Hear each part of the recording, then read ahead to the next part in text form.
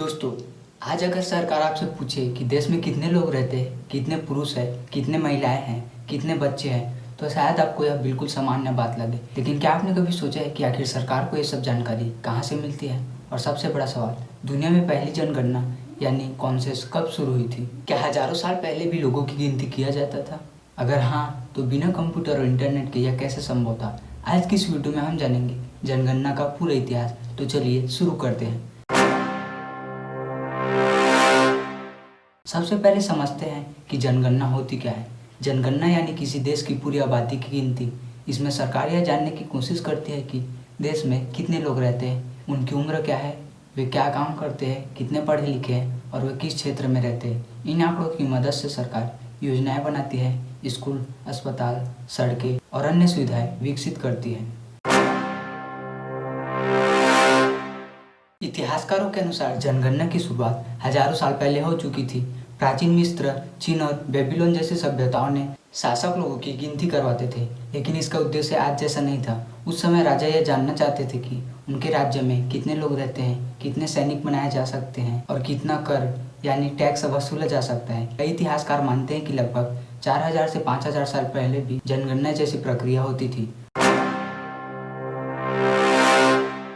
प्राचीन रोम में जनगणना को बहुत महत्व दिया जाता था। रोमन शासक नियमित रूप से लोगों की गिनती करवाते थे। यहीं से अंग्रेजी शब्द कॉन्सेस आया है। रोम में नागरिकों की संख्या जानना जरूरी माना जाता था। इसी आधार पर टैक्स और सैन्य सेवाएं तय की जाती थी। रोमन साम्राज्य की जनगणना उस समय दुनिया की सबसे बड़ी व्यवस्थित व्यवस्थाओं में से एक थी। अब बात करते हैं भारत की। भारत में लोगों की गिनती का उल्लेख प्राचीन ग्रंथों में भी मिलता है। चाणक्य के अर्थशास्त्र में राज्य की संख्या और संस्थाओं का रिकॉर्ड रखने की बात कही गई है।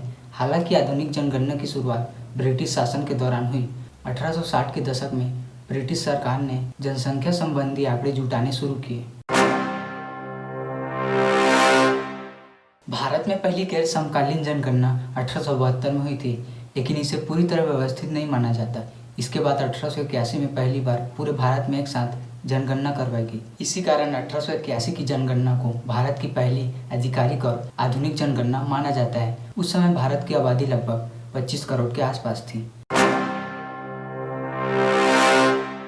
आज तो कंप्यूटर और डिजिटल सिस्टम मौजूद है, लेकिन पहले ऐसा नहीं था। जनगणना अधिकारी घर घर जाकर जानकारी इकट्ठा करते थे। वे कागज पर सभी आंकड़े लिखते थे, फिर लाखों फॉर्म को हाथ से गिना जाता था। कल्पना कीजिए, करोड़ों लोगों का डेटा बिना कंप्यूटर के संभालना कितना कठिन काम रहा होगा। फिर भी यह काम सफलतापूर्वक किया जाता था। भारत की जनगणना दुनिया की सबसे बड़ी प्रशासनिक गतिविधियों में से एक मानी जाती थी। जब जनगणना होती थी तो लाखों कर्मचारी इसमें शामिल होते थे। उन्हें देश के हर कोने में पहुंचाना पड़ता था, पहाड़ों में, जंगलों में, द्वीपों पर और दूर दराज गाँव तक, ताकि कोई भी व्यक्ति छूट न जाए। अब सवाल आता है कि जनगणना इतनी महत्वपूर्ण क्यों है। मान लीजिए किसी क्षेत्र में बच्चों की संख्या ज़्यादा है तो वहाँ ज़्यादा स्कूलों की ज़रूरत होगी। अगर किसी क्षेत्र में बुजुर्गों की संख्या ज़्यादा है तो वहाँ स्वास्थ्य सेवाओं की ज़रूरत पड़ेगी। यानी सरकार की कई योजनाएं जनगणना के आंकड़ों पर आधारित होती हैं। तकनीक तेजी से बदल रही है। आने वाले समय में जनगणना और अधिक डिजिटल हो सकती है। कई देशों में टैबलेट और ऑनलाइन सिस्टम का उपयोग शुरू हो चुका है। आर्टिफिशियल इंटेलिजेंस और डाटा एनालिटिक्स की मदद से आंकड़ों को पहले से ज़्यादा तेजी से समझा जा सकेगा। प्राचीन सभ्यताओं में हुई थी, लेकिन उद्देश्य वही रहेगा, देश की आबादी को बेहतर तरीके से समझना। तो दोस्तों, जनगणना की शुरुआत हजारों साल पहले रोमन साम्राज्य ने इसे व्यवस्थित रूप दिया। भारत में आधुनिक जनगणना की शुरुआत ब्रिटिश काल में हुई और 1881 में पहली आधिकारिक जनगणना करवाई गई। आज जनगणना सिर्फ लोगों की गिनती नहीं है, बल्कि किसी देश के भविष्य की योजना बनाने का आधार है।